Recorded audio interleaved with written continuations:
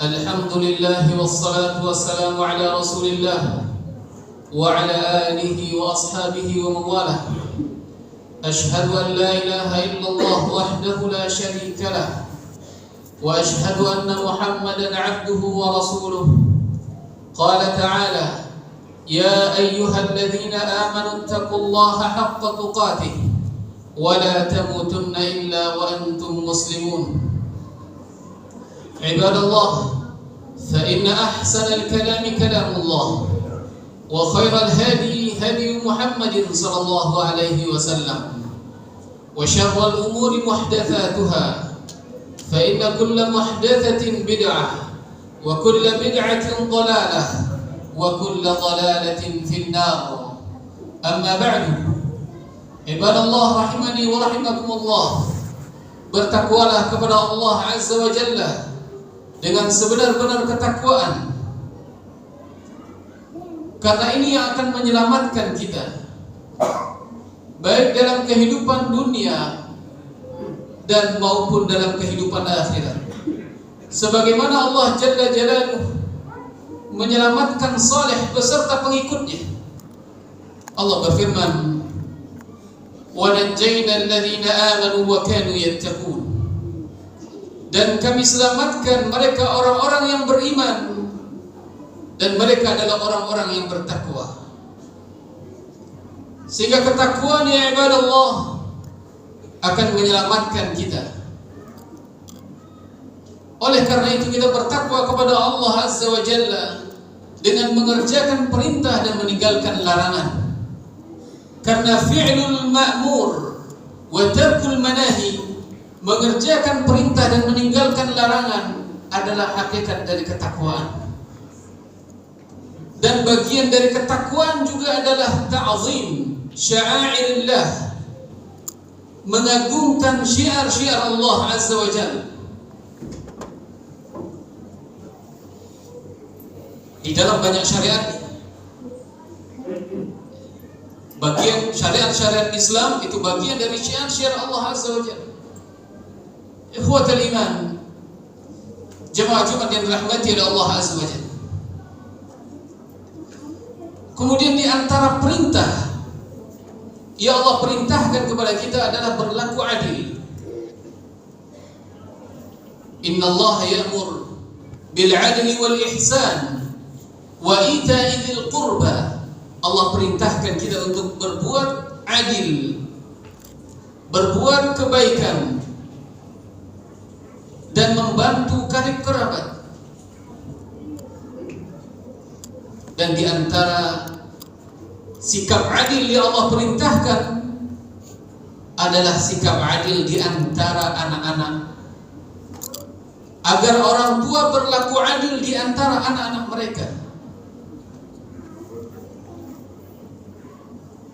Kita tahu bahwasanya dalam sisi kecintaan, mahabbatul walidain liwaladihi, kecintaan kedua orang tua kepada anaknya, kadang-kadang tidak sama rata. Karena manusia memiliki kecondongan hati, muyulul qalb, hatinya condong kepada salah satu anak dibandingkan yang lainnya. Akan tetapi, bahkan seseorang dia condong kepada salah satu anak dibandingkan yang lainnya, tidak boleh bagi orang tua untuk mengkhususkan salah satu anaknya dibandingkan yang lain. Rasul sallallahu alaihi wasallam,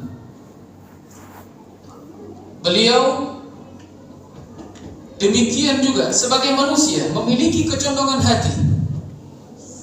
Sehingga ketika ditanya oleh Amr bin As, kepada siapa manusia, siapa orang yang paling kau cintai?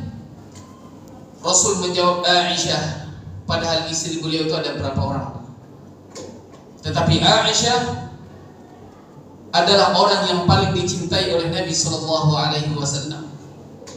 Kemudian Aisyah juga meriwayatkan hadis dari Nabi sallallahu alaihi wasallam Nabi mengatakan, "Hadza qasmi fima amlik, fala talumni fima tamlik wala amlik." Inilah bagian yang bisa diatur oleh Nabi. Jatah untuk para istrinya berapa hari, dan itu dimiliki oleh Nabi. Fala talumni fima tamlik wala amlik, dan jangan engkau cela aku ya Allah dalam hal yang tidak aku kuasai, yaitu kecondongan hati. Ketika Nabi condong hatinya kepada Aisyah dibandingkan yang lain, itu sesuatu yang tidak bisa dikendalikan oleh Rasul Sallallahu Alaihi Wasallam. Tetapi seseorang kendati pun hatinya condong kepada salah satu anak, dia tetap harus bersikap adil di dalam bersikap. Pertama, di dalam hibah dulu. Adil di dalam memberikan hibah. Orang tua memberikan nafkah kepada anaknya. Tolak ukur dari nafkah adalah kebutuhan. Selama anak butuh, berarti nafkah diberikan. Dan selama tolak ukurnya kebutuhan, berarti nafkah anak yang satu akan berbeda dari anak yang lain. Sehingga adil di dalam memberi nafkah adalah memberikan sesuai dengan kebutuhan mereka, walaupun nominal per anak akan berbeda-beda. Yang kedua adalah gaji. Seorang anak kadang mendapat gaji dari orang tuanya. Mungkin orang tuanya bekerja, punya bisnis, anaknya ikut membantu orang tuanya, diberikan gaji. Keadilan di sini adalah ketika orang tuanya memberikan gaji kepada anak yang bekerja, yang tidak bekerja tidak dapat. Kemudian yang ketiga adalah hibah, pemberian secara cuma-cuma tanpa kebutuhan yang mendesak. Syariat menuntut orang tua agar bersikap adil di dalam pemberian hibah ini. Nu'man bin Bashir meriwayatkan sebuah hadis. Hadis ini dikeluarkan oleh Imam Bukhari dan Muslim, bahwasanya ibunya Nu'man meminta kepada suaminya, yaitu bapak si Nu'man, Bashir namanya, untuk diberikan pemberian selain dari nafkah. Bisa rumah, tanah, kendaraan. Hanya saja karena Bashir masih ragu, dia tunda sampai berjalan waktu setahun. Setelah setahun, Bashir merasa perlu memberikan anaknya Nu'man atas permintaan istrinya yang dulu diminta setahun yang lampau. Kemudian ketika hendak diberikan hibah kepada Nu'man, istrinya pun berkata, "La arda hatta tushhida Rasulullah sallallahu alaihi wasallam." Saya tidak ridho sampai hibah ini dijadikan sah. Saya tidak ridho sampai Rasulullah sallallahu alaihi wasallam menjadi saksi atas hibah ini. Ibunya ingin Rasul menjadi saksi, sehingga pemberian hibah ini menjadi pemberian yang absolut, tidak ada yang akan bisa membantah karena Rasul yang menjadi saksi. Dibawalah Nu'man ke hadapan Nabi. Kemudian diceritakanlah oleh Bashir apa yang hendak dia lakukan. Kemudian Nabi bertanya, "Alaka waladun siwa hadha?" Kamu punya anak selain dari yang ini? Kemudian Bashir mengatakan, "Na'am, iya saya punya anak." Kemudian Rasul menjawab, "Akulluhum wahabta lahum mithla hadha?" Apakah semua anak mendapatkan hibah seperti yang diberikan kepada anak yang ini? Kemudian Bashir menjawab, "Tidak." Setelahnya Rasul menimpali, "Fala tushhidni idzan fa inni la ashhadu ala jawr." Kalau demikian, jangan jadikan aku sebagai saksi, karena aku tidak mau menjadi saksi atas suatu praktek kezaliman. Rasul di sini Shallallahu Alaihi Wasallam menyebutkan, mengkhususkan anak di dalam hibah dan mengabaikan anak-anak yang lain merupakan praktek kezaliman seorang orang tua kepada anak-anak mereka. Jadi harus bersikap adil. Jadi jangan karena anak kita lebih ganteng, yang satu lebih ganteng, kita berikan dia sesuatu yang lebih. Jangan anaknya karena lebih pintar atau lebih saleh atau lebih berbakti atau lebih beradab, dia dikhususkan dibandingkan anak-anak yang lain. Kecondongan hati kita boleh-boleh saja. Kita lebih senang anak yang A dibandingkan yang lain, boleh-boleh saja. Tetapi ketika kita bersikap, berperilaku di dalam memberikan hibah, harus ada keadilan.